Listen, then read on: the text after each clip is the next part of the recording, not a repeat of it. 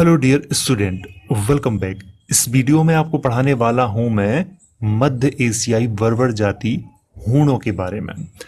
हूणों ने भारत पे कई बार आक्रमण किया और अपने प्रत्येक आक्रमण में उन्होंने भारत की मूल संस्कृति को नष्ट करने का प्रयास किया, लेकिन वो नहीं कर पाए। तो चलिए आज मैं आपको पढ़ाता हूं हूणों के बारे में। तो सबसे पहले बात करते हैं कि हूण कौन थे। उससे पहले मैं आपको बताना चाहूंगा कि अगर आपको इस वीडियो की पीडीएफ चाहिए तो लिंक डिस्क्रिप्शन बॉक्स में है, तो वहां से जाके आप इस वीडियो की पीडीएफ को डाउनलोड कर सकते हो, या फिर टेलीग्राम चैनल पे चले जाओ तो वहां भी आपको इसकी पीडीएफ मिल जाएगी, तो वहां से भी आप डाउनलोड कर सकते हो। तो चलिए अब बात करते हैं मुख्य मुद्दे की। हूण कौन थे, तो सबसे पहले देख लेते हैं कि हूण कौन थे। इतिहासकारों के अनुसार श्वेत हूणों का निवास स्थान मध्य एशिया माना जाता है, जहां पर वे घुमंतु जाति की तरह रहते थे, परंतु उनके अंदर लड़ने की क्षमता अच्छी थी और वे निरंतर आपस में ही लड़ते रहते थे। तो चलिए मैं आपको यहाँ पर समझा देता हूँ।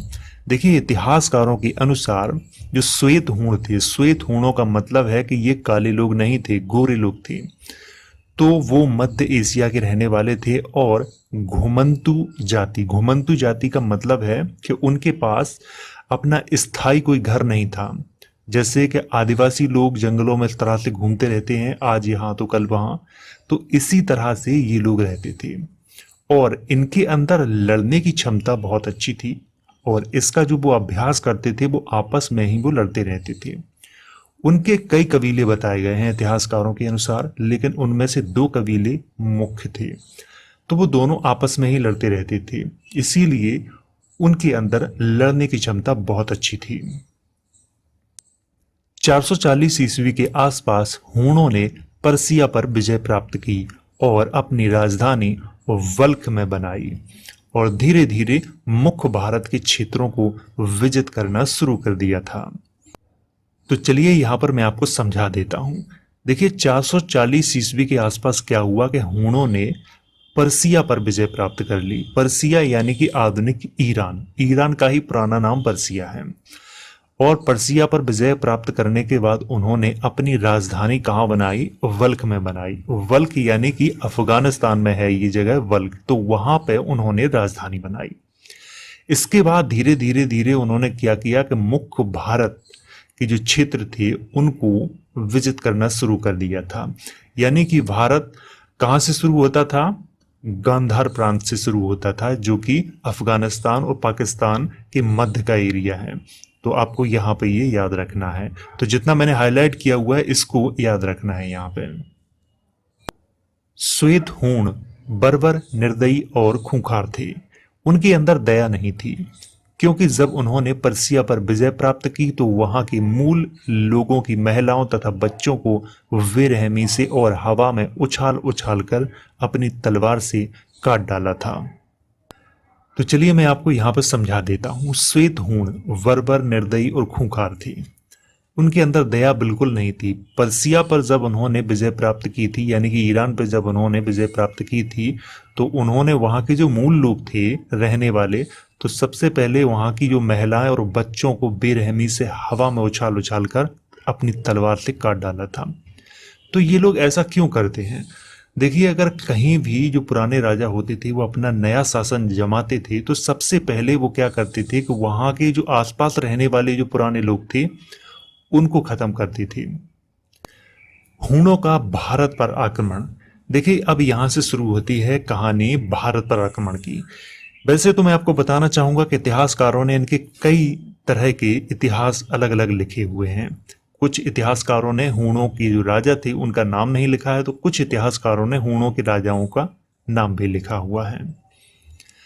जूनागढ़ अभिलेख के अनुसार हूणों ने भारत पर प्रथम आक्रमण तोरमाण के नेतृत्व में गुप्त वंश के राजा स्कंदगुप्त के शासनकाल में किया था और कंधार, काबुल तथा पेशावर पर अधिकार कर लिया था। परंतु आक्रमण तो भारत के पंजाब तक किया था, लेकिन स्कंदगुप्त ने पंजाब से पराजित कर दिया था। चलिए मैं आपको समझा देता हूं। जूनागढ़ अभिलेख, जूनागढ़ अभिलेख का मतलब है कि गुजरात के जूनागढ़ में एक अभिलेख है। उसके अनुसार हूणों ने भारत पर पहला आक्रमण तोरमाण के नेतृत्व में किया था और उस समय स्कंदगुप्त भारत के राजा थे। स्कंदगुप्त ने क्या किया था कि जब वो पंजाब तक उन्होंने अधिकार कर लिया, भारत के पंजाब तक, तब स्कंदगुप्त ने उन्हें पंजाब से खदेड़ दिया था, लेकिन कंधार, काबुल और पेशावर पे उनका अधिकार हो गया था। कंधार और काबुल दोनों ही अफगानिस्तान में है, पेशावर आधुनिक पाकिस्तान में है।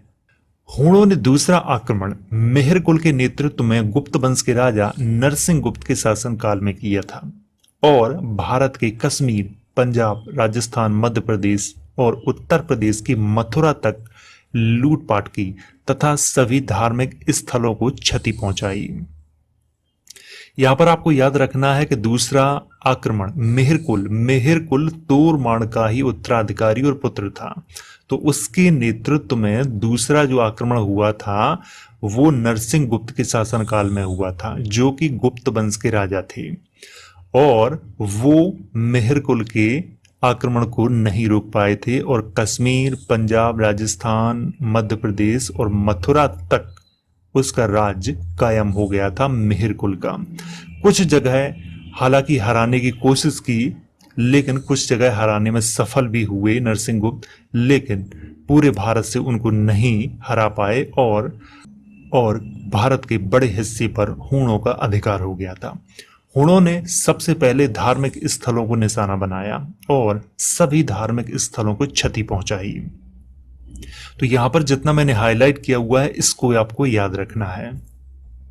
हूणों के आक्रमण से भारत की मूल संस्कृति को बहुत हानि हुई, क्योंकि मथुरा, अयोध्या और काशी के अनेक बौद्ध विहार तथा मंदिर तोड़े गए, हजारों घर आग के हवाले कर दिए गए, जिसमें बड़े पैमाने पर किसानों तथा व्यापारियों को हानि हुई थी।